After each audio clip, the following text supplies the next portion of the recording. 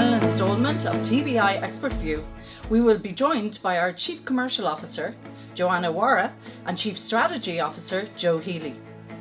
Joe and Johanna will be having a conversation on the opportunities and challenges that lie ahead for companies and tax authorities in 2022. Their discussions will touch on the ongoing digital transformation of the tax industry, as well as insights into organisational restructuring that may arise for businesses due to the challenges around VAT compliance. Now, over to Joe and Johanna.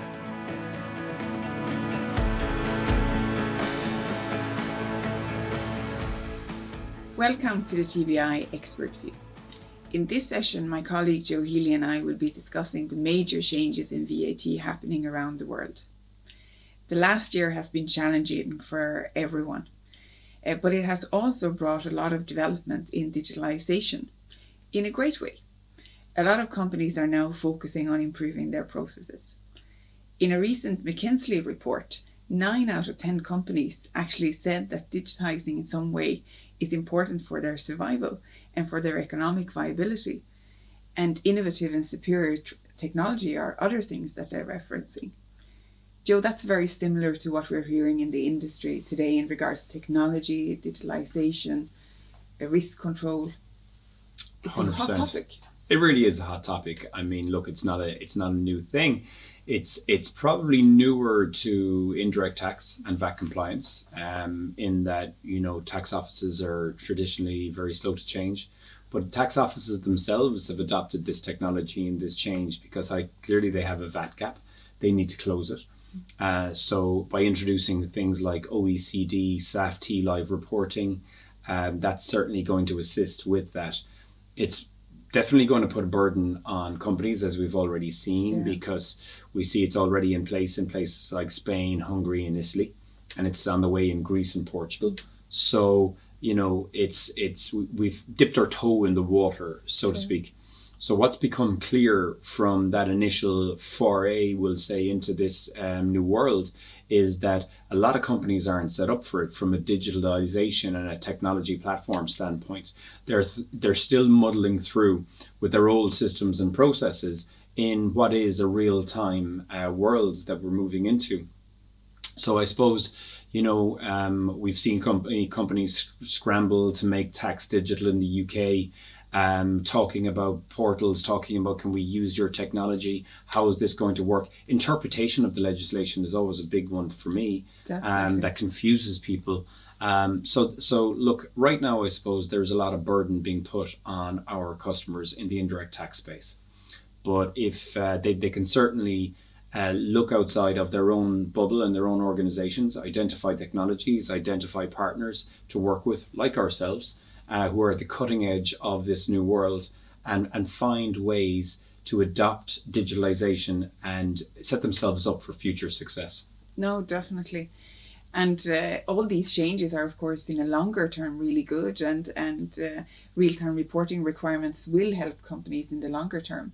But the fact is that every country is coming out with their own specific requirements, and the companies are now trying to adapt to that, and it is challenging. Absolutely.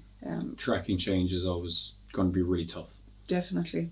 And also in the e-commerce space, with the introduction of the Import One-Stop Shop in July, that has created change and certainly urgency as well. Yeah, and the topic of scrambling, it was one of the most hectic times I've known in the industry over the last 13 years, was just this mad tsunami of people rushing to register for IOSS.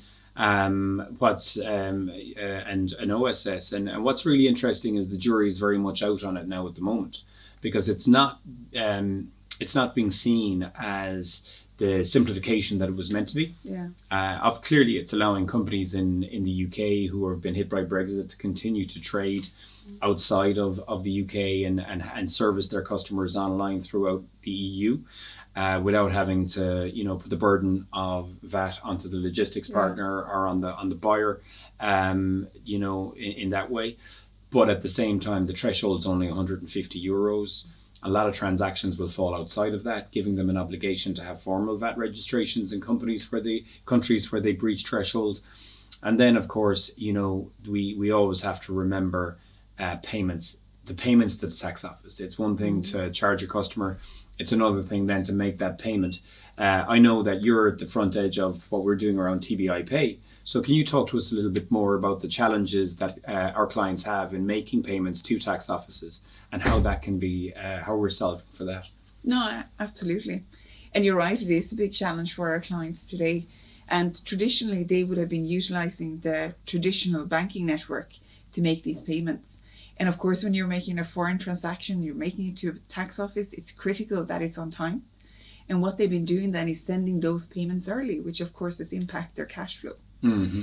With all the changes happening now and with the consolidation of the VAT return and the cross-border payments into the one environment, there's the opportunity of optimizing that. And of course, it gives another transparency as well. But ultimately what it means is that instead of sending this money early as to make sure you avoid a fine, you can execute the whole process within one space, and you don't have to be sending payments early because you can do that cross-border payment exactly at the right time and still know that you're going to reach the tax office, no matter the location, on time. That's key. You have a receipt for it, you know it was paid, you know when it was paid. There's that full audit trail linked directly to the VAT return and the IOSS return every month. So it's about relieving burden on orgs that are already under a lot of pressure as it is. Definitely. Yeah. And it also gives the opportunity for internal teams to take more of an overview of a process, because before the VAT team would have had one process, the treasury function would have another one, Mm-hmm. and they're trying to coordinate those. But now everyone can follow the one flow, and they're coordinating that and optimizing it to the company's benefit. Absolutely, and the VAT function wouldn't have always been a priority for the treasury function, so they end up sliding down the pecking order, which again increases the risk that they might be late with the payment. No, definitely. And no doubt this is just the first step of the digital era we're in. I mean, things are moving incredibly quickly. Mm-hmm. But it's interesting to see also all these developments. How much are the authorities actually listening to the different stakeholders, our clients, ourselves and others, when they're implementing this? Because listening and making sure, even looking at the IOSS and the threshold, it's important to listen to the industry in this. But equally, the industry needs to elevate with all these changes to be successful. Absolutely. Look, at the end of the day, tax offices have taken an age to get to a particular point where they think about adopting technology. Now that they have, the genie's very much out of the bottle and is not going to be put back. We have, if we look pre-pandemic, legislation and changes were coming at a ferocious pace. I believe that that's going to continue unabated. Ultimately, it's how do we support organizations, our customers, who are struggling with this legislative change, struggling with staff recruitment and retention, trying to create work-life balance for their employees so they're not spending 14 hours a day, 3 weeks a month, trying to hit filing deadlines. Can we, support them with our technology to ensure that the systems and processes that they're using to adhere to these real-time reporting requirements are on point and are future-proofed, and any future changes are tracked, whether they be legislative, technological from the tax offices or what have you.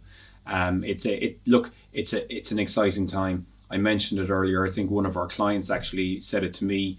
This can be seen as a huge threat to business, or if you embrace this change, you can set yourself up for future success. And that's the way we're approaching it for sure. No, definitely. It's interesting times ahead, and it's certainly an industry that is moving very quickly. Thank you for sitting down and giving a snapshot of what's My going pleasure. on. I hope it was useful and somewhat enlightening. Absolutely. Thank you for listening to TBI Expert View. Thank you. Great. Thanks so much, Joe and Johanna. So everyone, that's a wrap for the series 1 of TBI Expert View. I hope you all enjoyed it. I know I certainly did, and got some really valuable insights there. Just to recap, we heard about the changing landscape of VAT and the digitalisation journey that we're all currently on now.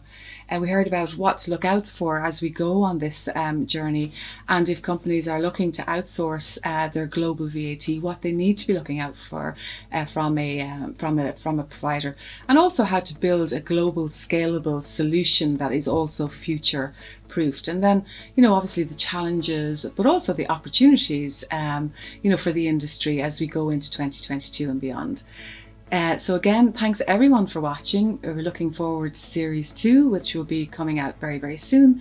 But in the meantime, thanks so much everyone, and look forward to seeing you soon.